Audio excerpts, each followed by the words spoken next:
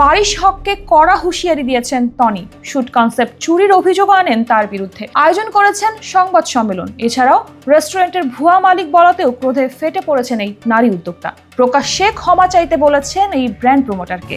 Tony বলেছেন, আমি যদি রেস্টুরেন্টের আসল মালিক হই তাহলে কানে ধরে উঠবস করতে হবে বারিশ হককে। দেশের আলোচিত দুই ইনফ্লুয়েন্সার বারিশা হক এবং রুবায়েত ফাতেমা টনি, তাদের মধ্যে দ্বন্দ্ব যেন থামছেই না।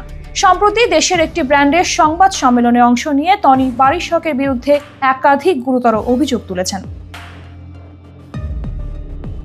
তিনি বলেন, বারিশ হক ওই ব্র্যান্ডের ফটোশুটের সময় ব্যাঘাত সৃষ্টি করেছেন এবং শুট কনসেপ্টও চুরির অভিযোগ আনেন। টনি আরও জানান, বারিশের সঙ্গে যোগাযোগ করেও কোনো ফল হয়নি। অবশেষে তাদের সংবাদ সম্মেলন আয়োজন করতে হয়েছে। টনির অভিযোগের পর সীমান্ত রায়হান ও বারিশ হক পাল্টা তাদের ফেসবুক পেজে স্ট্যাটাস দিয়ে জবাব দেন। সীমান্ত তার স্ট্যাটাসে লেখেন, অন্যের জন্য যে কবর খোঁড়ে সে জানে না যে নিজের জন্যই কবর প্রস্তুত করছেন। অপরদিকে বারিশ হক তার স্ট্যাটাসে টনি ও তার সহযোগীদের বিরুদ্ধে একাধিক অভিযোগ তুলে বলেন, যে ব্যক্তি অন্যের বিরুদ্ধে অভিযোগ তোলে তার নিজের বিরুদ্ধেও অভিযোগ আসতে পারে।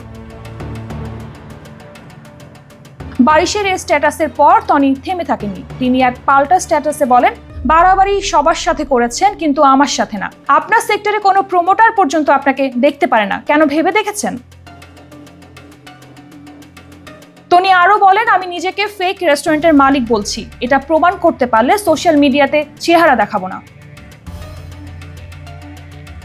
এছাড়া টনি বারিশ হকের বিরুদ্ধে আরও তীব্র আক্রমণ করে বলেন, আপনি অপকর্ম করেছেন উদ্যোক্তাদের সাথে। আপনার বিরুদ্ধে ডাক দিলে কয়েকশো উদ্যোক্তা দাঁড়াবে, তখন পালানোর জায়গা পাবেন তো?